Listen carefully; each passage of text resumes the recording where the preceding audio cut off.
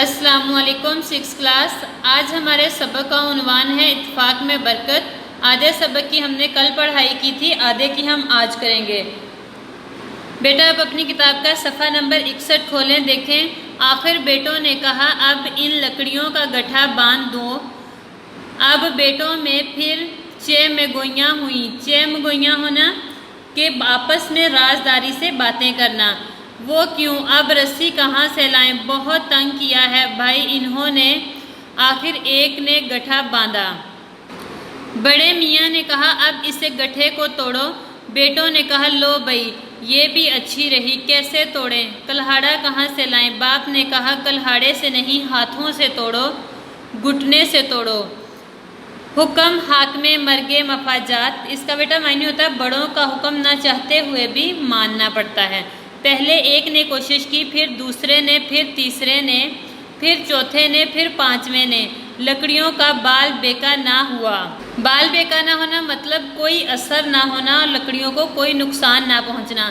سب نے کہا باؤ جی ہم سے نہیں ٹوٹتا یہ لکڑیوں کا گٹھا۔ باپ نے کہا اچھا ان لکڑیوں کو الگ الگ کر دو، اس کی رسی کھول دو۔ ایک نے جل کر کہا اگر آپ کو کھلوانا تھا تو بندھوایا ہی کیوں تھا؟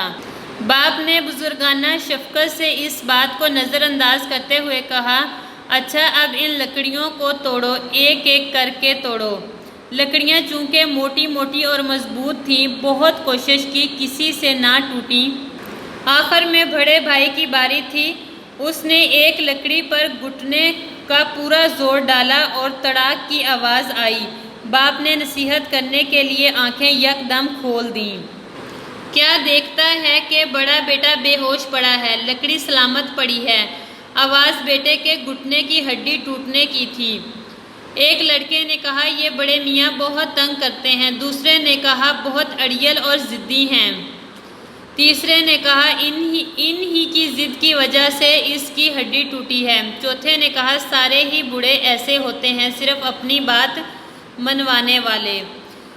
بڈھے نے اطمینان کا سانس لیا کہ بیٹوں میں کم از کم ایک بات پر تو اتفاق ہے۔ اس کے بعد آنکھیں بند کی اور نہایت سکون سے جان دے دی۔ آگے بیٹا ہم اس ریڈنگ میں سے سوال کا جواب لکھیں گے۔ بڑے میاں اپنے لڑکوں کو کیا پیغام دینا چاہتے تھے؟ آپ جواب لکھیں گے بڑے میاں اپنے بیٹوں کو یہ پیغام دینا چاہتے تھے کہ مل جل کر رہیں، آپس میں جھگڑا نہ کریں، کیونکہ ان کے بیٹوں کا کبھی کسی بات پر اتفاق نہ ہوتا تھا، حالانکہ اتفاق میں بڑی برکت ہے۔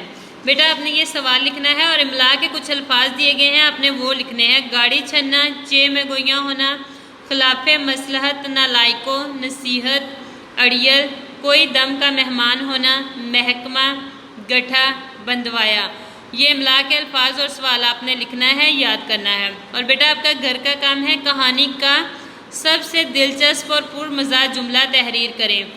آپ نے پورا سبق پڑھ لیا ہے، اس میں سے جو بھی جملہ آپ کو اچھا لگا ہے، پرمزہ لگا ہے، دلچسپ لگا ہے، آپ نے اس کو نوٹ بک پہ لکھنا ہے۔ شکریہ۔